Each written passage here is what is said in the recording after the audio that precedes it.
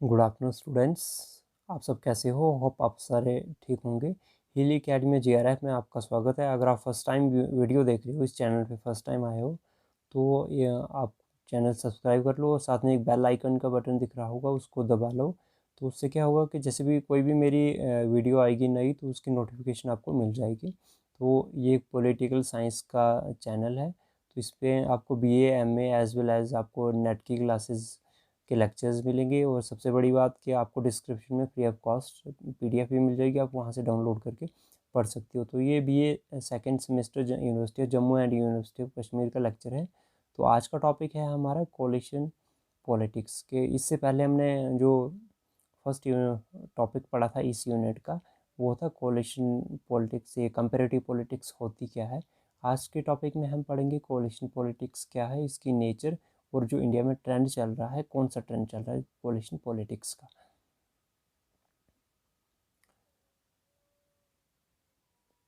पहले तो जो कोलिशन पॉलिटिक्स है, ये कहाँ से है? The English word coalition has been right from Latin word. देखो, पॉलिटिकल साइंस में बहुत सारे जो वर्ड्स हैं वो या ग्रीक से लिए जाते हैं या लेटिन से होते हैं। तो ये जो कोलिशन वर्ड है, ये कौन सा है? ये लेटिन वर्ड है। और कौन से वर्ड से लिया गया है? Coalition, which means to go, जिसका मतलब होता है या तो चले जाना, या तो इकट्ठे हो जाना, या यूनाइट हो जाना, या यूनाइट होना, या बिखर जाना। तो ये हो गया कोलिशन का मीनिंग।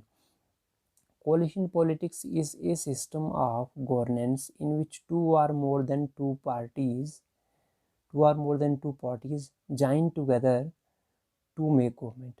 कोलिशन पॉलिटिक्स एक ऐसा सिस्टम ऑफ गवर्नमेंट है जिसमें क्या होता है कि दो या दो से ज़्यादा पॉलिटिकल पार्टीज मिलके सरकार बनाती हैं। In India to make government, India में जो है सरकार बनाने के लिए a party needs about more than 50% seats. तो पार्टी के पास कितनी सीट्स होनी चाहिए? जो पार्लियामेंट में टोटल सीट्स हैं उसकी 50% सीट्स होनी चाहिए। तो 50% सीट जो है 273 आती हैं। तो उसी गवर्नमेंट की सरकार बनेगी, उसी पॉलिटिकल पार्टी की सरकार बनेगी जिसके पास 273 सीट्स हैं।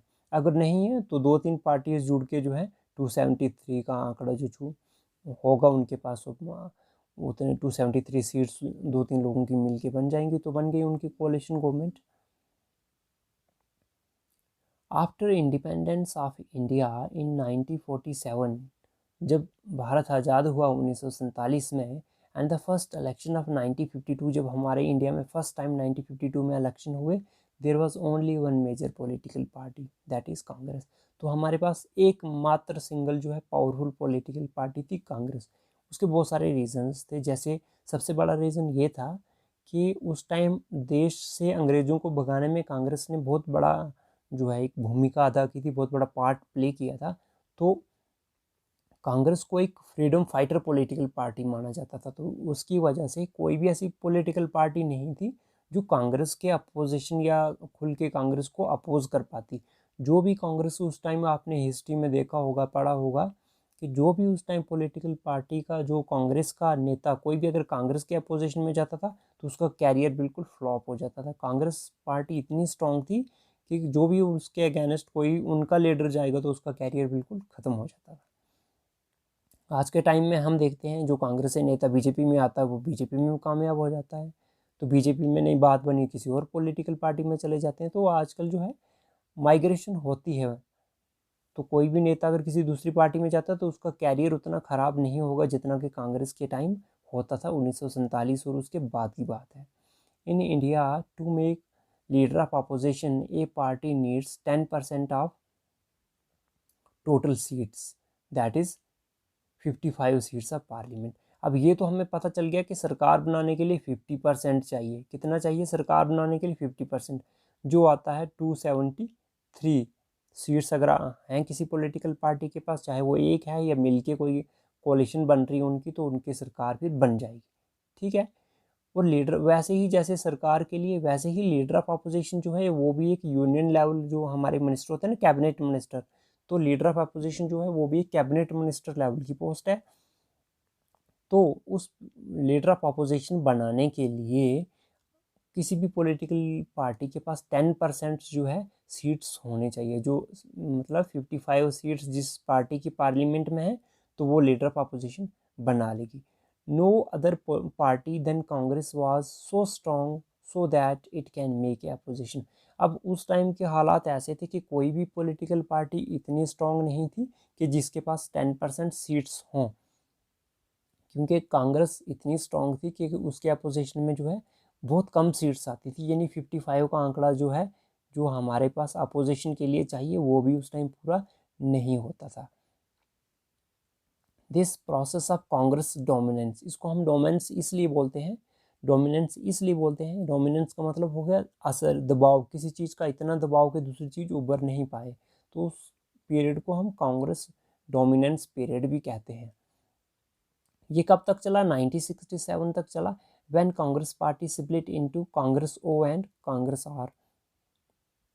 आपने अपने आसपास कहीं उर्दू में, कहीं इंग्लिश में, कहीं हिंदी में बहुत पुराने जो पॉलिटिकल पार्टीज़ अपने प्रचार के लिए लिखते हैं, कहीं दीवार पे लिखा हुआ, कहीं बिल्डिंग पे लिखा होगा, तो हमारे जम्मू कश्मीर में पर्टिकुलरली भद्रवाह रीजन में ये बहुत जगह देखने को मिलता है कि आज भी आपको कांग्रेस आई उर्दू में लिखा होगा, कांग्रेस आई,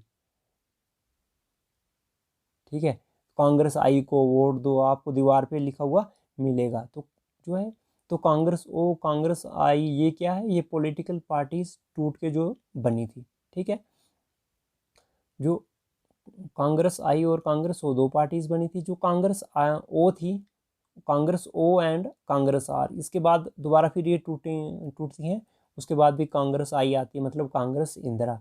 तो इस टाइम जो टूटी थी 1967 में, दो पार्टीज बनी थी कांग्रेस की ही, एक कांग्रेस ओ होगी जिसको मोरारजी देसाई हेड कर रहे थे, वो, और दूसरी थी कांग्रेस आर जिसको इंदिरा गांधी जो हेड कर रही थी।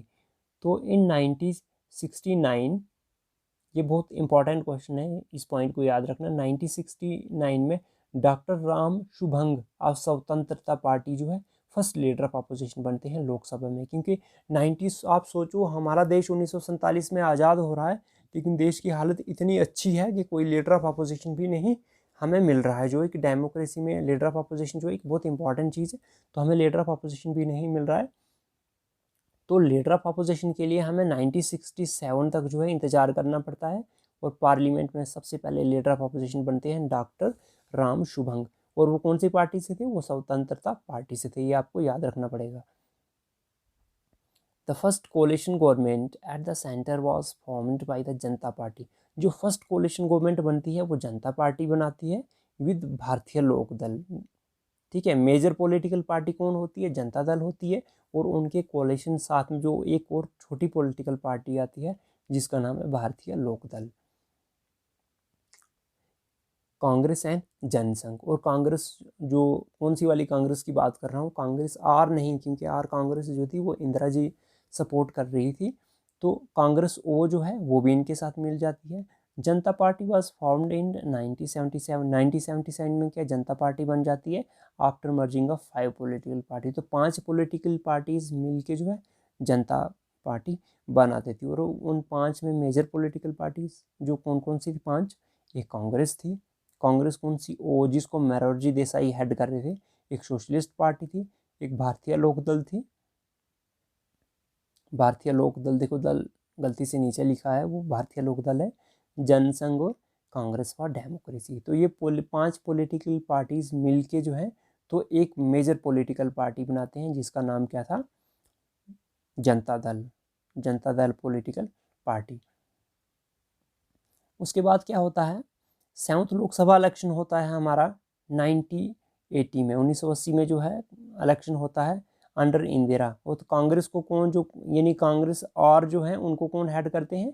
इंदिरा गांधी जी हेड करते हैं, और उनको 374 सीट्स मिलती हैं एंड फॉर्म्ड गवर्नमेंट, वो गवर्नमेंट बना लेते हैं। 374 सीट इसलिए मिलती हैं क्योंकि उनको जो बाकी थी ये 5 पॉलिटिकल पार्टीज मिलके, और बाकी पॉलिटिकल पार्टीज इन कोalition बनाई थी, तो कोalition गवर्नमेंट जो है वो उसको एक स्ट्रॉन्ग गवर्नमेंट नहीं माना जाता है, क्योंकि उन पॉलिटिकल पार्टीज़ की सहमति जो है नहीं बनती है हर चीज़ों पे, तो सरकार गिर भी जाती है, और जो सरकार जो प्रधानमंत्री बना होता है वो भी उतने स्ट्रॉन्ग डिसीजंस नहीं ले सकता। जैसे यहाँ बीजेपी को हमें देखने को मिला, नोटबंदी हुई तो 370 का मसला था, और भी बहुत सारे ट्रिपल तलाक बिल को देखो, और भी ऐसी ऐसी चीज़ें थी, इन्होंने बोल्ड डिसीजंस लिए। तो अगर कोalition गवर्नमेंट होती तो नोटबंदी भी नहीं हो पाती, तो 370 भी नहीं टूट पाता, ट्रिपल तलाक बिल भी नहीं होता, और भी बहुत सारी चीज़ें वो नहीं हो पाती। अच्छी हुई बुरी हुई जो भी हुई, लेकिन जो डिसीजंस लिए गए तो वो अच्छे मतलब वो नहीं हो पाते, सरकार टूट जाती। तो एक बोल्ड सरकार को जो अच्छा माना जाता है, इसलिए इंदिरा जी को 374 सीट्स मिल गई और उन्होंने अपनी सरकार बनाई। उसके बाद क्या होता है कि 1984 में जो है, after death of Indira Gandhi, Congress जो राजीव गांधी के उसमें जो कांग्रेस राजीव गांधी जी हेड कर रहे थे, under the guidance of Rajiv Gandhi उन्होंने इलेक्शन लड़ा कांग्रेस पार्टी ने, तो उनकी सीट्स जो है 416 सीट्स आई, जो एक मतलब बहुत हैवी मार्जिन माना जाता है इसको। तो 8th लोकसभा इलेक्शन में उन्होंने क्या कर दी, अपनी सरकार बना ली। 416 सीट्स राजीव गांधी जी के अंडर आई, तो उन्होंने 8th लोकसभा में अपनी सरकार बना दी। This हेगेमनी was broken down by Janata Dal इन 1989। और ये हेगेमनी जो कांग्रेस की मानी जाती थी कि कांग्रेस को इतने वोट्स आए, एक सिंगल लार्जेस्ट पॉलिटिकल पार्टी है, तो जनता दल पॉलिटिकल पार्टी ने 1989 में इस हेगेमनी को तोड़ दिया। हेगेमनी मीन्स के वन पार्टी डोमेंस के अगला बंदा इतना इन्फ्लुएंस डाल रहा है आप पे कि आप कुछ भी नहीं कर पा रहे हो। 9th लोकसभा इलेक्शन की 1989 के बाद जो है तो ये कांग्रेस हेगेमनी टूट जाती है। After 1989 election VP Singh made independent government. 1989 के बाद वीपी सिंह सरकार जो है एक इंडिपेंडेंट गवर्नमेंट बनाती है, but it lost only few years, लेकिन ये कुछ साल चली, पूरे 5 साल काट नहीं पाई। Then in 10th Lok Sabha election में क्या होता है, Congress made coalition government. Congress क्या करती है, कोalition गवर्नमेंट बना देती है। In 1991 coalition government was found by Congress with the other political parties and made VP Narasimha Rao. वो क्या करते हैं, नरसिम्हा राव जी को प्राइम मिनिस्टर बना देते हैं। कांग्रेस गवर्नमेंट एक कोalition गवर्नमेंट के साथ में नरसिम्हा राव जी को प्राइम मिनिस्टर बना देते हैं। उसके बाद है after a pre poll alliance, उसके बाद एक प्री पोल्स अलायंस वाला सिस्टम जो है वो स्टार्ट हो जाता है। अब देखो कोalition गवर्नमेंट बनाने में क्या है कि कोalition गवर्नमेंट हो गई कि आपकी जब इलेक्शन लड़े हो, आपके पास डिफरेंट पॉलिटिकल पार्टीज़ के वोट आए हैं, अपनी अपनी पॉलिटिकल पार्टीज़ के पास अपना वोट शेयर है, तो अगर हम अब उनके वोट्स पूरे नहीं हैं, मतलब उनकी 273 सीट्स पूरी नहीं है, तो वो एक दूसरे के साथ समझौता करके 2-3 पॉलिटिकल पार्टीज़ मिलेंगी, इस टारगेट को पूरा करेंगी और अपनी सरकार बना लेंगी। वो होगी कोalition गवर्नमेंट। अब यहाँ पे हमारे पास एक और नई टर्म आ गई है, वो है pre polls alliance. Pre polls alliance क्या है, जैसे कि मैंने आपको ये कहा कि कोalition गवर्नमेंट क्या होती है, वो हमने पढ़ा। कोalition गवर्नमेंट ऐसी होती है जो जब इलेक्शन के रिजल्ट अनाउंस हो जाते हैं उसके बाद उनका जो है गठबंधन होता है, फिर वो सरकार बनाते हैं। लेकिन प्री पोल्स अलायंस क्या है कि वोट अभी हुए नहीं है, वोटिंग से पहले ही आप पॉलिटिकल पार्टीज जो है मिलती हैं और इकट्ठे इलेक्शन लड़ती हैं, कंबाइन इलेक्शन लड़ती हैं, तो वो हो गए प्री पोल्स अलायंस हो गया। जैसे pre polls alliance, 2 pre polls alliance जो हमारे पास बहुत फेमस हैं, मतलब वो बहुत पॉपुलर हैं, जैसे एनडीए एंड यूपीए। ये एक ग्रुपिंग है, एनडीए और यूपीए परफॉर्म टू गिव। इससे क्या हो गया कि एक कोalition गवर्नमेंट में एक डेवलपमेंट हो गई, कोalition गवर्नमेंट को एक नई शेप दे दी एनडीए और यूपीए ने, क्योंकि एनडीए कोalition गवर्नमेंट का जो ग्रुपिंग था उसका मेन हेड थी भारतीय जनता पार्टी, बीजेपी, क्योंकि बीजेपी बहुत बड़ी पॉलिटिकल पार्टी है आज के टाइम में भी। तो यूपीए यूनाइटेड प्रोग्रेसिव अलायंस, तो नेशनल डेमोक्रेटिक अलायंस और यूनाइटेड प्रोग्रेसिव अलायंस, ये हो गई कांग्रेस की। तो आज के टाइम में कांग्रेस और Bharatiya Janata party national level पे 2 ही पॉलिटिकल पार्टीज है, तो एक ही ये अलायंस है, एक ही ये है। तो इससे क्या है, कोalition गवर्नमेंट को एक डिफरेंट शेप मिल गई, एक उसमें एक हम इम्प्रूवमेंट कह सकते हैं, कोalition गवर्नमेंट में एक डेवलपमेंट हुई है। This process continue till 16th Lok Sabha election. ये जो कोalition गवर्नमेंट का चक्कर है फंडा, ये चलता गया 16th लोकसभा इलेक्शन तक, जिसमें क्या होता है 2014 में भारतीय जनता पार्टी को 282 सीट्स आती हैं, hence making it possibly to made independent government. तो भारतीय जनता पार्टी क्या करती है, एक इंडिपेंडेंट जो सरकार बनाती है, उनके पास एक बहुमत होता है 273 जो मेजॉरिटी चाहिए वो उनके पास होती है, लेकिन फिर भी वो एनडीए के साथ ही काम करती है। मतलब कि भारतीय जनता पार्टी के पास अपनी तो सीट्स पूरी हैं, लेकिन जो एनडीए में बाकी उनके साथी हैं, जैसे उस टाइम शिवसेना थी और ये यहाँ के अकाली दल थी पंजाब से, तो उन पॉलिटिकल पार्टीज़ को लेके जो है भारतीय जनता पार्टी सरकार बनाती है। हालांकि उनके पास जितने टारगेट होना चाहिए तो उतना था, लेकिन फिर भी वो इन पॉलिटिकल पार्टीज़ को साथ लेके चलती है। BJP was not only independent from coalition, it was in pre-poll alliance with many regional parties such as जैसे अकाली दल है, LJP है, शिवसेना है। तो बीजेपी ने इंडिपेंडेंट इलेक्शन नहीं लड़ा था, बल्कि प्री पोल्स अलायंस में थे ये। तो लेकिन फिर भी जो बीजेपी की अपनी पर्सनल सीट्स हैं तो वो टारगेट से ज़्यादा आई थी, जितना उनको 273 चाहिए था तो उससे ज़्यादा उनकी सीट्स आई थी। अब ये हमने रिवाइज किया हुआ है।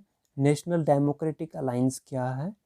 तो before 13th Lok Sabha election BJP formed an alliance called national democratic alliance. और ये कौन सी अलायंस थी? ये थी प्री पोल्स। क्या थी?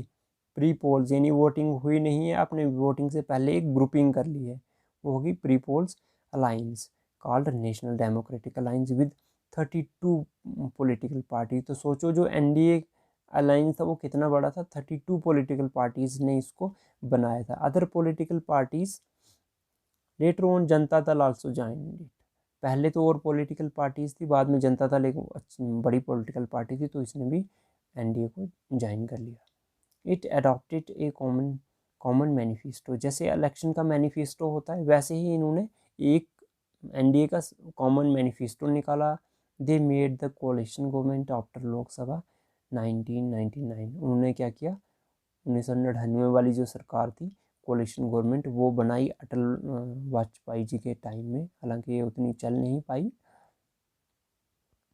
फिर आता है United progressive alliance. United progressive alliance जो है ये कांग्रेस ने मिलकर बनाया है और बहुत सारी पॉलिटिकल पार्टी से।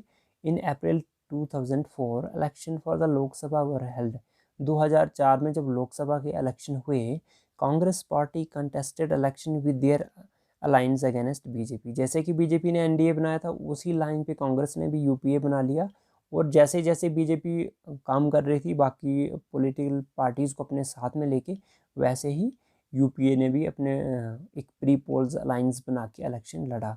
This alliance of Congress party is known as UPA. तो इस अलायंस को क्या कहते हैं? यूपीए कहते हैं। यूपीए का मतलब हो गया United progressive alliance. They want 219 seats, 219 seats उनको आ जाती है, हमें पता है 273 चाहिए थी। And led a coalition under doctor Manmohan Singh. ये जो 219 है ये कांग्रेस का अपना था, और यूपीए को मिला के और भी ज़्यादा, यानी 213 का जो है 273 का जो है ये आंकड़ा पार हो गया था। तो उन्होंने एक कोalition गवर्नमेंट बनाई, और किसके अंडर बनाई? मनमोहन सिंह जी के अंडर बनाई। फिर आता है 2009 का, ये तो हमने पढ़ा 2004 का। उसके बाद 2009 में क्या होता है? कांग्रेस फिर कोalition के साथ यानी यूपीए के उसमें इलेक्शन लड़ती है। In April 2009 Congress contested election and won 2006 seats. 206 seats जो हैं कांग्रेस की अपनी आती है, एंड मेड कोalition गवर्नमेंट। और क्योंकि यूपीए की ज़्यादा सीट्स थी तो वो कोalition करके अपनी गवर्नमेंट बना देते हैं अंडर डॉक्टर मनमोहन सिंह। और इस period this coalition is known as UPA second. तो आपने ये याद रखना है कि यूपीए फर्स्ट कब था? यूपीए फर्स्ट बना था कब? 2004 में। यूपीए फर्स्ट लिखा जाए या यूपीए सिंपल, ये 2004 में बना था, लेकिन जो यूपीए सेकेंड है ये बना था 2009 में। तो ये आपको याद रखना है। There are various benefit of coalition government. Coalition government के बहुत सारे बेनिफिट्स हैं, बट एक coalition government is suppose to be, यहाँ पे वीक गलत लिखा है, वीक मतलब यहाँ हफ्ते वाला नहीं है, ये कमज़ोर वाला वीक है, टाइपिंग एरर है। तो ये क्या है? वीक, उसको एक बहुत कमज़ोर माना जाता है। ठीक है, जो कोalition गवर्नमेंट है उसको कमज़ोर माना जाता है। मैंने अभी आपको एग्जांपल दी कि अगर बीजेपी कोalition में होती तो नोटबंदी नहीं होती, 370 नहीं टूटता, और ट्रिपल तलाक बिल नहीं आता, और भी बहुत सारी चीज़ें जो नहीं होती। चाहे अच्छी गलत जो फॉर्म बिल आया, जो भी है गवर्नमेंट अपने हिसाब से काम कर रही है, हमारा देखने का नज़रिया अपना है, गवर्नमेंट का अपना है। तो जो कोलिशन गवर्नमेंट है उसको कमज़ोर माना जाता है। अगर कोलिशन गवर्नमेंट इतना स्ट्रांग डिसीजन ले तो वो सरकार टूट जाती है, सरकार गिर जाती है। तो इसी वजह से कोलिशन गवर्नमेंट ऐसा कोई इतना स्ट्रांग जो है कोई कुछ करती नहीं है जिससे बाकी वाले उनके जो फ्रेंड्स हैं या उनके कोलिशन में जो है वो नाराज़ हो जाएं और अपना समर्थन वापस ले लें तो सरकार गिर जाएगी।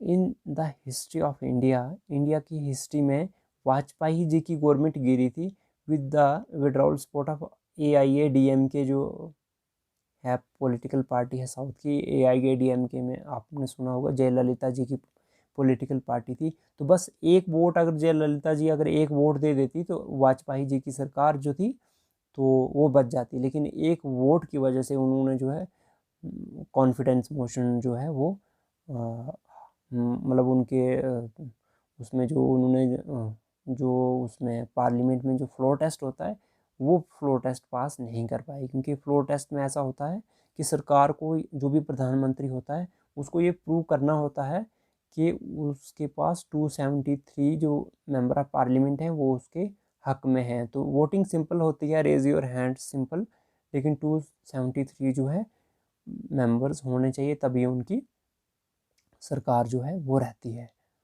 Coalition government at state level के ये तो हमने पढ़ा। सेंटर गवर्नमेंट, सेंटर में जो है कोलिशन कैसे आई। अब हम ये देखेंगे कि जो सरकार बनती है स्टेट में तो वहाँ पे कैसा कोलिशन होता है। With the emergence of regional parties it become very difficult for the national parties to form government.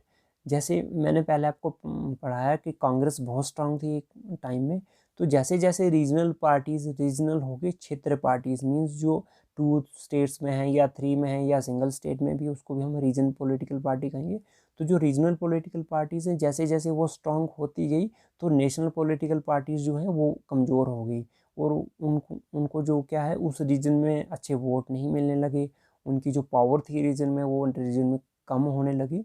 So they started making coalition government. तो उन्होंने क्या किया, स्टार्ट कर दिया कोalition गवर्नमेंट बनाने का। जैसे किसी गवर्नमेंट ने, जो बीजेपी गवर्नमेंट है तो उसने किसी सरकार में किसी स्टेट में अपनी सरकार बनाई किसी बाकी वहाँ की लोकल पॉलिटिकल पार्टी को लेके, जैसे कि यहाँ भी PDP और बीजेपी का कोalition था तो वैसे होने लगा। और कांग्रेस का भी बहुत सारे स्टेट्स में ऐसे ही होने लगा। उससे क्या कि सेंटर में जो है अगर कांग्रेस होती थी तो स्टेट की जो रीजनल पॉलिटिकल पार्टीज़ थी वो भी सोचती थी कि हाँ हम भी कांग्रेस के साथ ही जाएंगे, क्योंकि सेंटर से जो है फंडिंग वगैरह ठीक आएगी। और नेचुरल सी बात है कि अगर सेंटर और स्टेट में सेम सरकार होगी तो उसमें जो कंट्रोवर्सी है तो वो कन्फ्लिक्ट ज़्यादा नहीं होंगे at the center so as to make themselves strong at center. For this variation a political party came close to make coalition government। इसी रीज़न से जो पॉलिटिकल पार्टीज़ हैं, क्योंकि जो सेंटर की थी वो भी सोचती थी कि हमारी स्टेट में कोलिशन हो पॉलिटिकल पार्टी से ताकि हमारी स्टेट में पावर इंक्रीज़ हो, और स्टेट वाली भी ये चाहती थी कि जो सेंटर में पार्टी है उसके साथ हमारी सरकार बने, क्योंकि हमारी स्टेट की ज़्यादा से ज़्यादा डेवलपमेंट हो सके, ज़्यादा से ज़्यादा हमें फंड्स मिल पाएँ। The two main coalition have their two leaders। और दो कोलिशन गवर्नमेंट हैं, जो जितनी भी कोलिशन सर गवर्नमेंट्स बन रही हैं स्टेट्स में, स्टेट मीन्स फेडरल यूनिट्स में हमारी, तो उसमें दो पॉलिटिकल पार्टी हेड कर रही होंगी, या तो भारतीय जनता हेड कर रही होगी या कांग्रेस हेड कर रही होगी। तो ऐसे हमें बहुत कम देखने को चांसेस मिलते हैं। जैसे साउथ में, साउथ इंडिया को ले लो एंड बंगाल वाली साइड ले लो, तो वहाँ आपको जो है बीजेपी और कांग्रेस का जो इन्फ्लुएंस है वो कम दिखेगा, लेकिन बाकी मैक्सिमम स्टेट्स में या तो बीजेपी हेड होगी या कांग्रेस हेड होगी उस कोलिशन की। बिफोर द लोकसभा इलेक्शन 2014, 2014 के इलेक्शन से पहले Congress was the main party ruling in many state in coalition with the regional parties. 2014 के इलेक्शन से पहले कांग्रेस बहुत बड़ी पॉलिटिकल पार्टीज थी और मैक्सिमम स्टेट में कांग्रेस रूल कर रही थी वहाँ के रीजनल पार्टी से कोलिशन करके। 2018 में BJP was ruling party in coalition in many states including Uttar Pradesh, Bihar, Himachal Pradesh. 2018 में, हालांकि 2014 में बीजेपी की सरकार आ गई थी, लेकिन सेंटर में तो 2014 में इलेक्शन हुए, लेकिन स्टेट में उसके बाद में हुए और बीजेपी को थोड़ा स्ट्रगल करना पड़ा स्टेट्स में, स्टेट्स को कैप्चर करने के लिए। तो 2018 में बहुत सारी अच्छी स्टेट्स थी, जैसे उत्तर प्रदेश हो गया, बिहार हो गया, हिमाचल प्रदेश हो गया। तो इन स्टेट्स में जो है बीजेपी की सरकार बनी, कोalition की मदद से वहाँ के लोकल जो रीजनल पार्टीज थी उनके साथ में मिलके। अब कंक्लूजन क्या है? It can be concluded that, ये हम कंक्लूड कर सकते हैं दैट आफ्टर इंडिपेंडेंस, आज़ादी के बाद, India started her political journey from one party dominance of Congress without opposition in parliament to present day coalition politics. कि जो इंडिया है, हमारी कंट्री है, हमारी कंट्री ने स्टार्टिंग कहाँ से की थी? एक वन पार्टी डोमिनेंस कांग्रेस से स्टार्ट की थी, कोई भी लीडर ऑफ अपोजिशन नहीं था। और आज हम किस मुकाम पे खड़े हैं? आज हम कोalition गवर्नमेंट के साथ में हैं। आज हम क्या है, हमारे पास लीडर ऑफ अपोजिशन तो है ही है, बट हमारे पास ज़्यादा इंडिपेंडेंट सरकार भी नहीं, बल्कि मैक्सिमम स्टेट्स में कोalition गवर्नमेंट चल रहा है। With the passage of time and evolution of regional parties in India, coalition politics is becoming much stronger. तो जैसे जैसे रीजनल पॉलिटिकल पार्टीज इवॉल्व हो रही हैं, इंक्रीज हो रही हैं, पावरफुल हो रही हैं, तो वैसे वैसे जो कोalition पॉलिटिक्स है वो भी बहुत ज़्यादा स्ट्रांग बन रही है, बहुत ठीक बन रही है, अपना पावरफुल बन रही है। तो ये था हमारी हिस्ट्री कि इंडिया ने कहाँ से स्टार्ट किया और कहाँ तक, और कोalition पॉलिटिक्स होती क्या है, इसका एवोल्यूशन कैसे हुआ, और ट्रेंड्स क्या है। आज के टाइम में क्या ट्रेंड्स हैं? आज के टाइम में ट्रेंड्स ये हैं कि प्री पोल्स अलाइंस हो रही है, जैसे कि हमें देखने को मिलता है एनडीए, यूपीए। और उससे पहले स्टार्टिंग में क्या था? वन पार्टी डोमिनेंस था, बिल्कुल स्ट्रॉन्ग सरकार थी, कोई अपोजिशन लीडर नहीं था। उसके बाद ग्रोथ हुई, फिर हमारे पास कोalition पॉलिटिक्स आई। आज के टाइम में हमारे पास प्री पोल्स अलाइंस है, जिन जैसे है, जिसके example NDA and UPA. Lecture को अच्छे से देखना। अगर किसी भी बच्चे को कोई कन्फ्यूज़न होगी तो वो कमेंट सेक्शन में लिख सकता है, या मेरे को अगर कांटेक्ट है कॉल कर सकता है, व्हाट्सएप मैसेज कर सकता है। किसी भी टॉपिक में पॉलिटिकल साइंस के उसमें कन्फ्यूज़न है आपको, तो आप उस टॉपिक को क्लियर कर सकते हो। और इस वीडियो को अच्छे से आप पूरी देखना। अगर आपने पूरी देखी तो आपका बहुत बहुत धन्यवाद, लास्ट तक पहुँच गए हो। तो आपने ऐसे करना है कि वीडियो को लाइक कर देना है। लाइक से मेरे को पता लग जाएगा कि कितने बच्चों ने वीडियो जो है देखी है। तो मेरी ये प्लीज़ आपसे रिक्वेस्ट है कि पूरी वीडियो देखो, अच्छे से समझो। अगर आपको कुछ कोई प्रॉब्लम है, कोई कमेंट है आपके पास, अगर आप मेरी वीडियो के लिए आप सजेशन दे सकते हो, या आपको कोई किसी पॉइंट, कोई आपका पॉइंट क्लियर नहीं हो पा रहा है लेक्चर का, तो आप कमेंट सेक्शन में लिख सकते हो। Thank you. और अच्छे से पढ़ो, मेरी बेस्ट विशेज़ हैं आपके साथ।